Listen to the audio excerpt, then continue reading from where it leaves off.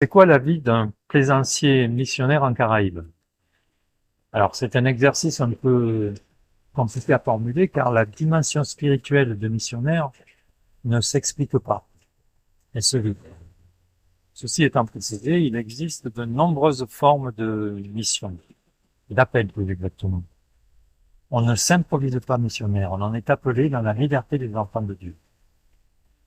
Une amie me dit un jour, connaissant mon parcours un peu spécial, mais alors on n'est pas libre dans la vie.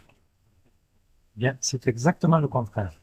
On est bien plus souvent esclave de notre propre sentiment, car c'est bien connu, le ressenti ment. Au contraire, en répondant à un appel de l'Église, tu prends un chemin que Dieu lui-même a tracé pour toi. Et contrairement à nous, Dieu sait parfaitement ce qu'il y a de mieux, de plus épanouissant pour chacun à titre personnel. En ce qui concerne notre parcours missionnaire, celui que je connais le mieux, je dis nous car nous sommes en couple et il ne peut en être autrement. Fin 2015, nous avons embarqué sur notre voilier pour effectuer un tour du monde sans date de retour avec beaucoup d'escales. Baléares, la Nord, Gibraltar, Madère, puis les Canaries. Plusieurs semaines à attendre aux Canaries une fenêtre météo. Le moment d'aujourd'hui, cap sur le Brésil. Lors de notre traversée de l'Atlantique, dans le crépitement des vagues sur la coque et le souffle du vent dans les voiles, notre voilier traçait majestueusement sa route sur pilote automatique, droit devant. Dans la nuit, une nuit d'orage ténébreuse, nous étions le 24 décembre 2015, précisément à minuit, au milieu de nulle part. Tout à coup, un événement très significatif s'est produit. Après un instant de confusion, d'émotions passées, nous avons eu dans le cœur la même certitude. Notre route devait être modifiée. Changement de cap, plein ouest. GPS nous indique la Martinique, au bout de la route. C'est-à-dire à peu près 4 à 5 000 kilomètres plus loin. Pourquoi pas? Nous n'avons pas d'impératif et sommes totalement libres. Après 3 semaines et 3 jours de traversée sans encombre, nous voilà dans la baie de Sainte-Anne, au sud de la Martinique, dans des circonstances toujours aussi particulières, aussi singulières, mais cette fois-ci en traînant les pieds. Nous avons rencontré l'archevêque. Alors, je précise en traînant les pieds, car au fond de moi, je savais, en le rencontrant, notre projet du tour du monde serait contre nous. Ce qui fut effectivement le cas. Monseigneur nous a donné une mission bien précise que nous avons acceptée et qui dure encore à ce jour. Et je ne sais pas jusqu'à quand cela durera.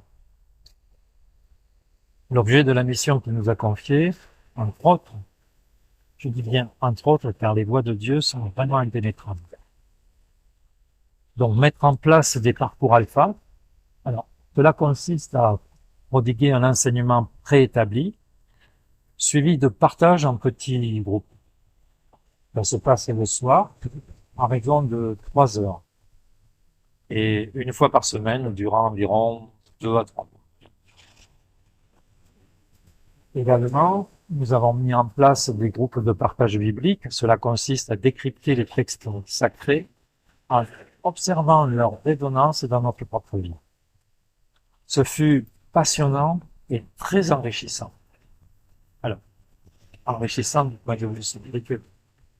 Car, évidemment, nous sommes totalement bénévoles, sans la moindre contrepartie financière. Mais tout cela, c'est pour notre plus grand bonheur. Vraiment, je précise, c'est pour notre plus grand bonheur.